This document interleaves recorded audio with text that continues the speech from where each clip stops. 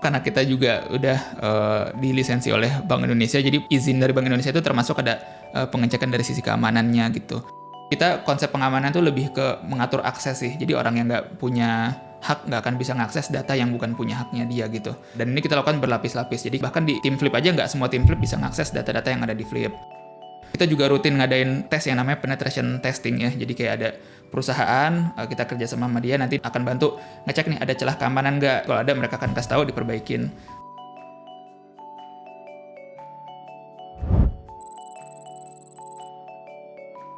Kita selalu ngajarin ke tim kita tuh biar punya namanya customer focus. Jadi ketika mereka bikin sesuatu tuh harus taruh customer di pikiran mereka gitu.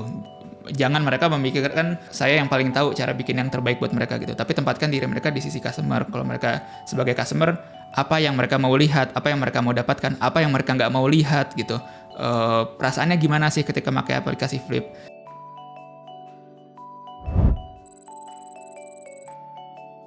Bisa dimulai misalnya ketika mau bikin produk baru, kita ada kayak riset dulu. Riset tuh bisa kita cari user-user Flip yang udah ada, kita hubungin, kita set video call atau ketemu langsung kalau dulu. Ketika misalnya sudah jadi sebagian fiturnya, misalnya sebelum dirilis, kita biasanya ada kayak testing lagi, undang user, mereka suruh pakai, kita lihat mereka perilaku pakainya seperti apa. Kita juga ada kayak kelompok user beta yang dulu pertama kali memakai aplikasi Flip sebelum di launching, itu mereka juga banyak ngasih feedback. Setiap ada hal baru, mereka akan ngasih, oh ini kok begini, oh ini kok begini, bagus nih kalau bisa seperti ini. Kadang kita juga sebarin dalam bentuk form misalnya via email atau via aplikasi untuk minta feedback dari user.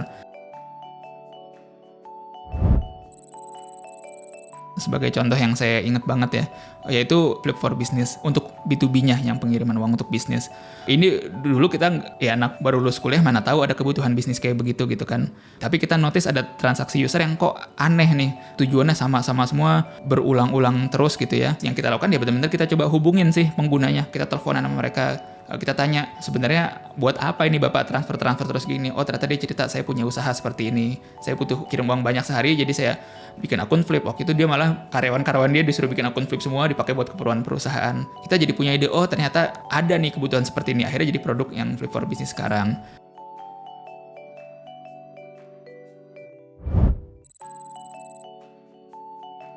Utamanya kita pengen jadi top of mind-nya orang-orang ya ketika mereka mau transaksi finansial untuk mungkin kalau disingkat jadi kayak moving money ya. Mereka mau kirim uang, mereka cukup pakai Flip.